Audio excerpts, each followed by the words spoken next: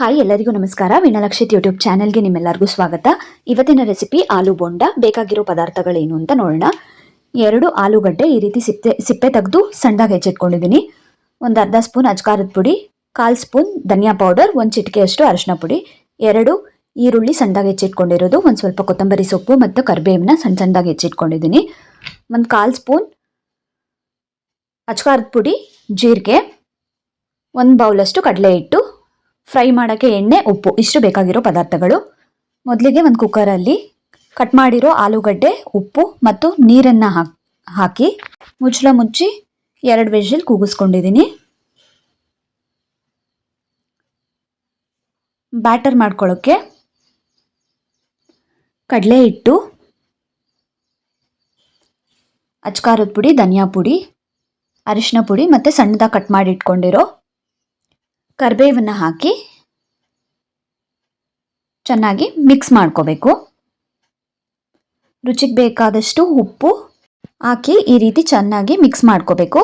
1 ಚಿಟಿಕೆಯಷ್ಟು ಅಡುಗೆ ಸೋಡಾ ಹಾಕಿದ್ದೀನಿ. ಕನ್ಸಿಸ್ಟೆನ್ಸಿ ನೋಡಿಕೊಂಡು ಒಂದು ಸ್ವಲ್ಪ ನೀರು ಹಾಕ್ಕೊಂಡು ಈ ರೀತಿ ಮಿಕ್ಸ್ ಮಾಡ್ಕೋತಾ ಇದ್ದೀನಿ.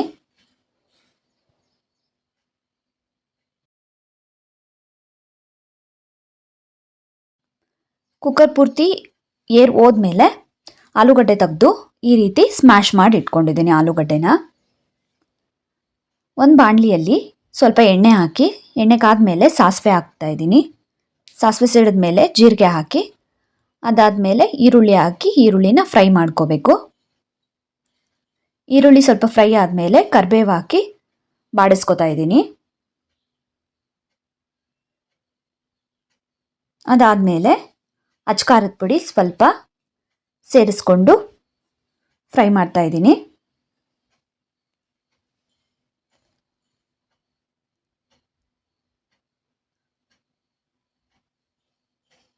ಸಣ್ಣದಾಗಿ ಹೆಚ್ಚಿರುವಂಥ ಕೊತ್ತಂಬರಿ ಸೊಪ್ಪು ಹಾಕಿ ಬಾಡಿಸ್ಕೋಬೇಕು.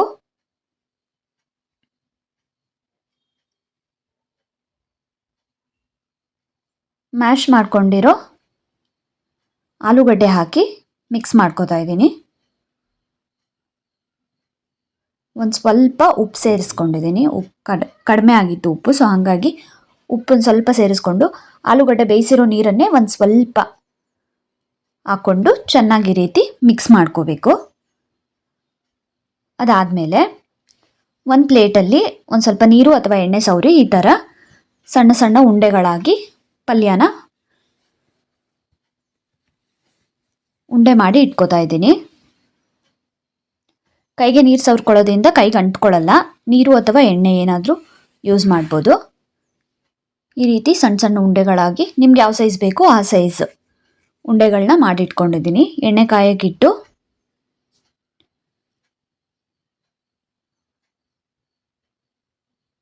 ಪಲ್ಯದಿಂದ ಮಾಡಿರೋ ಉಂಡೆಗಳನ್ನು ಕಡಲೆ ಹಿಟ್ಟಿನ ಬ್ಯಾಟರಲ್ಲಿ ಹಾಕಿ ಈ ರೀತಿ ಎಣ್ಣೆಯಲ್ಲಿ ಒಂದೊಂದನ್ನೇ ಹಾಕ್ಕೊಂಡು ಫ್ರೈ ಮಾಡ್ಕೋಬೇಕು. ತಿರುಗಿಸಿ ಎಲ್ಲ ಕಡೆ ಫ್ರೈ ಆಗೋ ಥರ.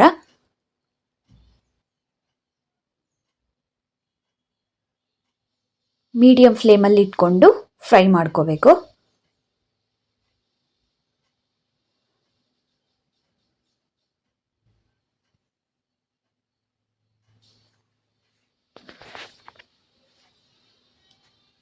ಸೊ ಇಷ್ಟೇ, ತುಂಬಾ ಸಿಂಪಲ್ ಆ್ಯಂಡ್ ಈವ್ನಿಂಗ್ ಟೈಮಲ್ಲಿ ಸ್ನ್ಯಾಕ್ ರೆಸಿಪಿಯಾಗಿ ತುಂಬಾ ಚೆನ್ನಾಗಿರುತ್ತೆ. ಖಂಡಿತ ಟ್ರೈ ಮಾಡಿ, ತುಂಬಾ ಈಸಿಯಾಗಿ ಮಾಡ್ಬೋದು. ರೆಸಿಪಿ ಹೇಗೆ ಬಂತು ಅಂತ ಕಾಮೆಂಟ್ ಮಾಡಿ ತಿಳಿಸಿ. ವಿಡಿಯೋ ಹೇಗೆ ಅನ್ನಿಸ್ತು ಅಂತ ನಿಮ್ಮ ಅಭಿಪ್ರಾಯನ ತಿಳಿಸಿ. ವಿಡಿಯೋ ಇಷ್ಟ ಆದರೆ ಲೈಕ್ ಮಾಡಿ. ವೀಣಾಲಕ್ಷಿತ್ ಯೂಟ್ಯೂಬ್ ಚಾನಲ್ನ ಸಬ್ಸ್ಕ್ರೈಬ್ ಮಾಡಿಕೊಂಡು ಸಪೋರ್ಟ್ ಮಾಡಿ.